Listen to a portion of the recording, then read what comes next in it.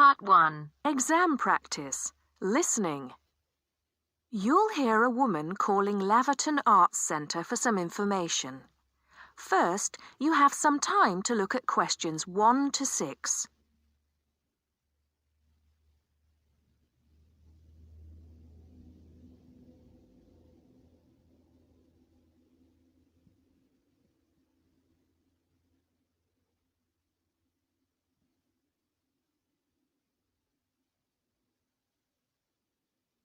Listen carefully and answer questions 1 to 6. Laverton Arts Centre. How can I help you? Hello. I've been to the Arts Centre a few times recently, and I understand you have this scheme for regular visitors. The Friends of Laverton Arts Centre. Yes, that's right. I wonder if you could tell me a little about it. I mean, how much it costs and what benefits it offers, things like that. Certainly. Well, first of all, the good news is that we've recently changed the scheme. It used to cost £15 a year, but now it's free. All you have to do is fill in an application form. You can either come to the Arts Centre and do that here, or you can go to our website and apply online. And so what are the benefits of joining? There are actually quite a few. As a friend of Laverton Arts Centre, you'll receive a newsletter every 3 months with information on all the forthcoming events. That sounds useful. You also get priority booking for shows and concerts in the main theatre. Can you explain how that works exactly? Yes. What that means is that when tickets go on sale, for the first 2 days, they're only available to Friends of the Arts Centre. So, as long as you book early, you can make sure you get seats. Great! Do you ever offer discounts to Friends of the Centre? Under the old system, when you had to pay to be a member, we did. Under the new system, there won't be any discounts for shows in the main theatre or films at the Arts Cinema. Having said that, we will be offering some discounts to members for performances in the small theatre. There'll be information about this in each issue of the newsletter. I suppose I can find that information online as well, can I? Absolutely. Actually, we're redoing our website at the moment.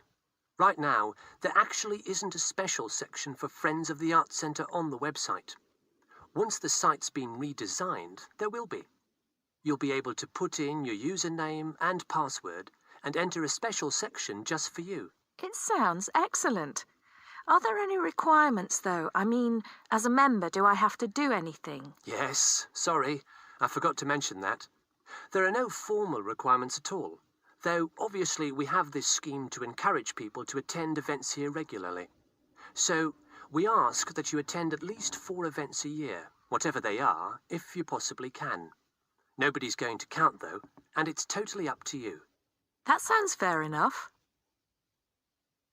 Before you hear the rest of the conversation, you have some time to look at questions 7 to 10.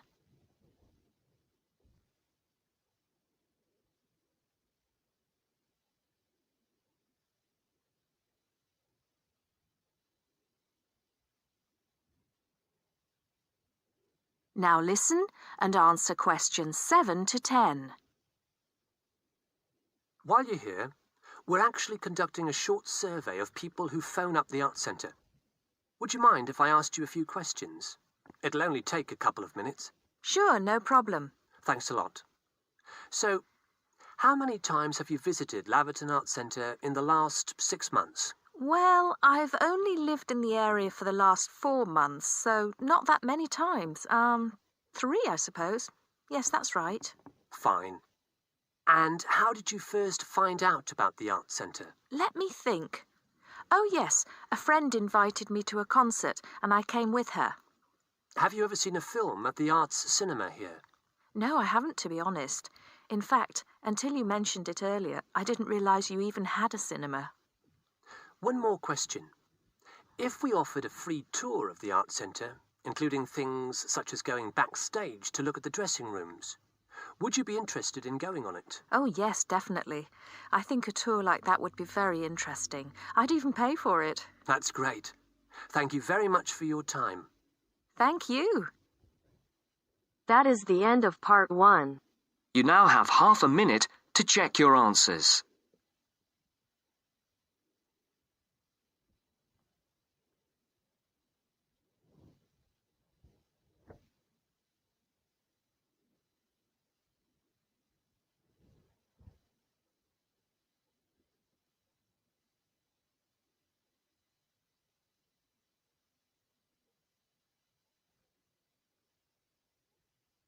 Now turns to Part 2. Part 2. You are going to listen to a conversation between two students about preparing a questionnaire as part of an essay assignment. First, you have some time to look at questions 11 to 14.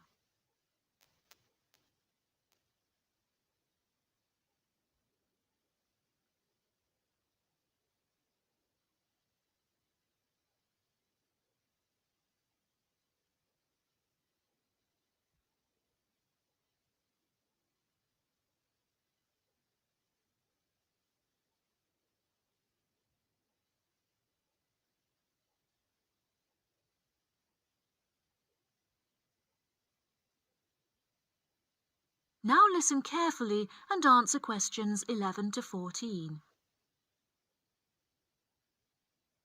I've never written an essay of more than 1,500 words before, Anne. Me neither, Mark, and it scares me. I wouldn't worry. We'll just have to pretend it's 4 essays of 1,500 words and join them together. It says here in the assignment notes Dr. Brightwell gave us that we're to write between 5,000 and 6,000 words on some aspect of students' attitudes, backed up by our own research, which we present in the form of tables, graphs, charts or whatever, and supported by reference to the list of books she gave us. Oh, I didn't realise there had been so many social science books written about students. Oh, yeah. There are a lot. And the questionnaire? Yes. We have to prepare a questionnaire to gather our own data for the graphs, etc., and hand it in to Dr. Brightwell in draft form in 2 weeks' time. 2 weeks? That's what she said, and what it says here. She says that it's better to have it checked before we go on to collect the information and start the writing. Suppose she's right. We'd better get started then. But she didn't say how we were going to put the questionnaire together. Does it say anything in the notes? Nope.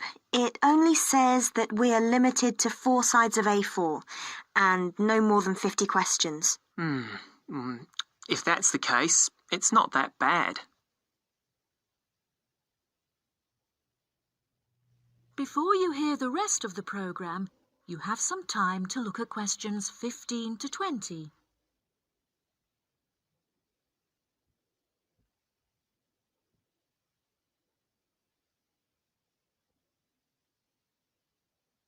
Now listen and answer questions 15 to 20. So, how are we going to do it? Well, first we need to know who we're aiming it at. Then decide how many questions we're going to ask. I think we could have about 40 questions maximum. I don't think there's any real need to go up to the 50 limit. And I think we should keep the questions themselves very simple. Don't worry. In my case, they will be. We could have a mixture of question types like multiple choice questions, yes, no, and agree, disagree, with boxes for people to tick. If people are asked to write down anything, it's unlikely they will fill it in. So, are we going to give this questionnaire out to people to hand in, or are we going to just stop and ask them around the campus or on the street? I don't really know. Did she say anything about this? No, she didn't. And there is nothing in these notes she gave us either. I think we ought to give them out. Okay. Anyway, it won't affect the way we design the questionnaire. We're both doing it on different subjects, but there's nothing wrong with pooling our ideas about the mechanism of the questionnaire. No, none. What are you doing your project on? I've been thinking about doing something around the subject of how aware students are of world affairs. People think that we're all up to date, but I very much doubt it. It would also be interesting to compare students in different years. And you? I'm doing something on health and sport, and whether students are more or less active since they came to university. Ah, sounds interesting. As the questionnaires can be anonymous, I'll fill in your first questionnaire for you. But I'm sure you won't be surprised by my answers. Somehow, I don't think so. I suggest we put together about 20 or 25 questions each and then meet tomorrow or the day after and compare them. Are you going to type yours up? Yeah, then I can come round to your place and we can work on them. You've got a laptop, haven't you? Yes, and I've got some new design software so we can play around with the layout. Brilliant. Are you any good at doing charts and things? I know how to do simple things on the computer, but we'll sort something out. Okay. I feel much better about all this now. It doesn't seem quite as bad as I first thought. No, don't worry, we'll get it done. That is the end of part 2. You now have half a minute to check your answers.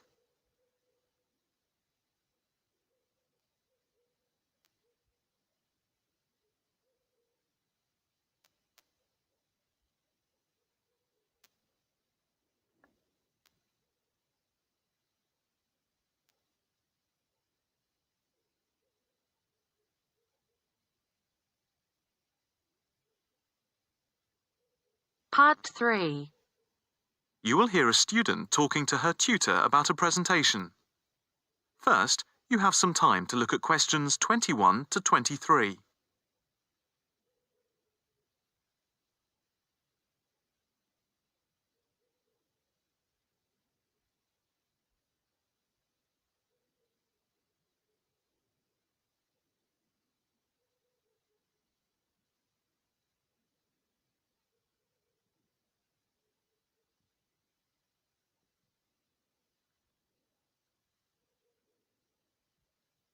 Now listen carefully and answer questions 21 to 23. Excuse me, Dr. Owen, Oh, hello, Karen. Have you got a few moments? Yeah, sure. How can I help you? Well, I've had difficulty finding data on the original question, and I was wondering if I could change my paper to Investment in Knowledge, comparing some European countries with the United States, and then with others throughout the world, including the OECD average. I found lots of data by way of graphs, etc. Where did you get the data from? From various sources, books and journals. How are you going to present the material? I am going to use the electronic whiteboard as suggested and do a blend of graphs, pictures, text and podcasts to illustrate my presentation. It sounds very impressive. Yes, let's hope the whiteboard works. But I'm also going to have a PowerPoint presentation for a backup, just to cover myself.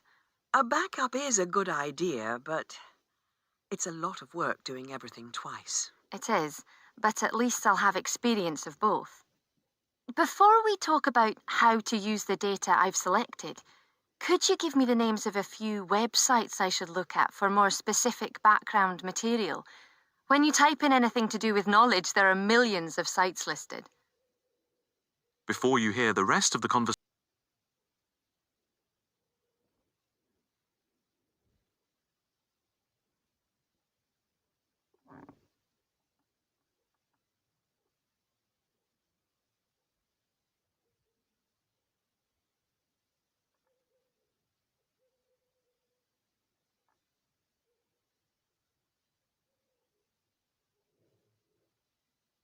now listen carefully and answer questions 24 to 30. Let's see. Oh, I'll print you off this list.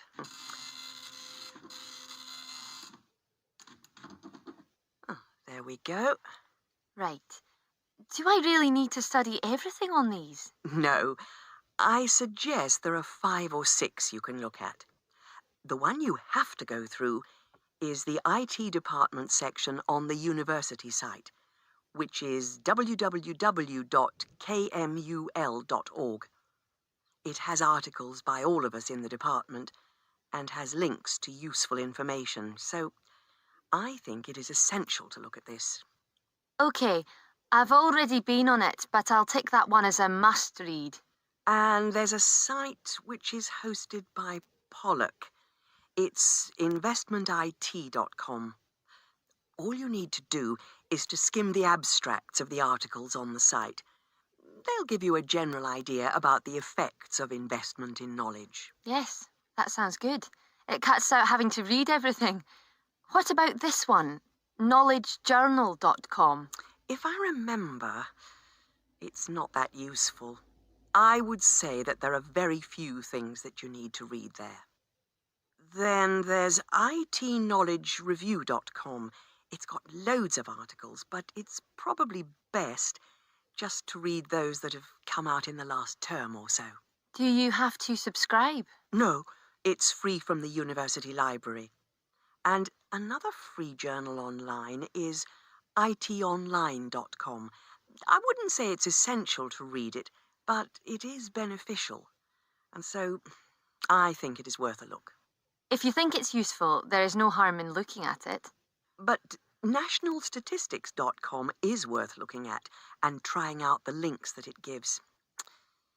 I think these are probably enough to be getting on with. I think so. There's another thing I want to ask about. How much material should I use in my presentation? Avoid crowding the screen. If you have lots of information at one time, people will not be able to follow it and will just switch off. That's worth remembering. I've been in lectures where there was too much detail on the screen and it was impossible to read quickly.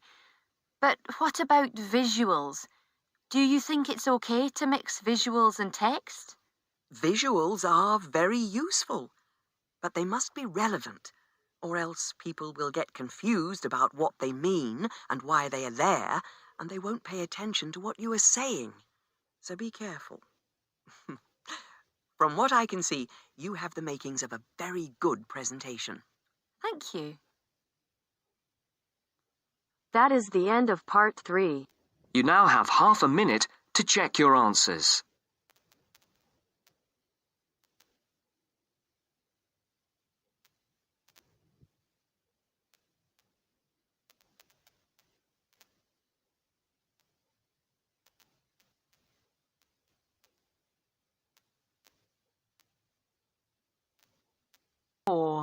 You are going to hear a lecture on life at work, which is being given as part of a series of lectures on productivity and work practices.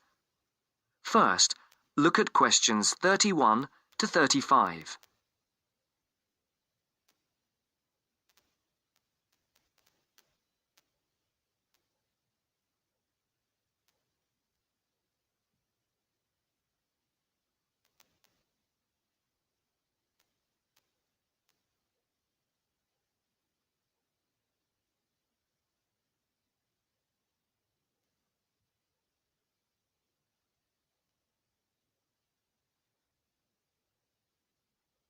As you can see, there are 4 alternative answers, A, B, C and D, for each question. Decide which alternative is the most suitable answer and circle the correct letter. Good afternoon. My name is Dr. Charles Butt, and I shall be giving you a series of lectures on productivity and work practices over the coming weeks. There will be 10 lectures in the mornings as part of this course, and in addition, there will be 3 lectures in the evenings from 6 to 8, which will be given by outside speakers. I would like first to look at a recent report on life at work. The report shows that the average British worker takes less than half an hour for lunch, 27 minutes to be precise, and that sick leave is on the increase. The drop in the length of time spent on lunch was 9 minutes when compared to last year, down from 36 minutes. According to the report, this is the first time that the average lunch break has fallen below half an hour. As regards sick leave, you can see that the average figure is 10 days per year. That's up by 1 day in 2002 compared to 2001. While physical illness was given as the most common reason for absence in the case of non-manual workers, stress was the most common cause of long-term absence. It's worth noting here that 9 out of 10 workers claim that stress is a problem in their organisation, and that 8 out of 10 bosses are feeling more stressed than ever before. I would just like to say here that we will be looking at the stress in work and study at a later date, and we'll be looking particularly at ways of dealing with it in studying, particularly for exams. You can see from the calendar that Professor Appleyard will be giving a lecture on this topic the week after next. The report also says that just below 50% of workers claim that they were taking less time off for holidays than they were entitled to. I'm not sure that this will be believed by the employers. Previous surveys have suggested that about 1/3 of days that have been taken by workers as days off sick were regarded by bosses as not being the result of genuine illness. Some more hard data is required to corroborate both these claims. Before the speaker continues, look at questions 36 to 40.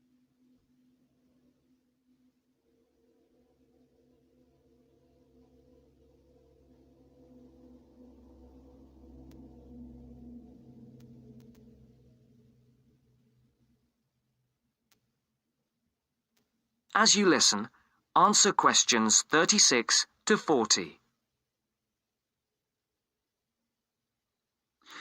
All this suggests that employers are driving their workers too hard. The effects of overworking mean that workers are now being stretched beyond their limits, both physically and mentally. This is borne out by the increase in sick leave. However, looked at from the employer's point of view, the picture may not be the same. Employers say that workers protest too much, but bearing in mind the data about the number of bosses feeling much more stress than before, we need to think about this carefully. It's interesting to note that productivity has gone up in many areas of industry. In 2001, the local car plant had one of the sharpest increases in average productivity, with the number of vehicles per employee rising by over 30% a year. A new assembly line came into operation at the beginning of 2002, affecting productivity, which increased to the 100 vehicles per worker mark by the end of the year. This is a stunning achievement for an industry which was not long ago considered to be collapsing. It would be interesting to do a survey of the work life at the plant. Those of you who have opted to do the project and reduce the number of essays you have to do may want to look into this. Please see me at the end of the lecture. Right, now, let us move on to something else which I think... That is the end of part 4. You now have half a minute to check your answers.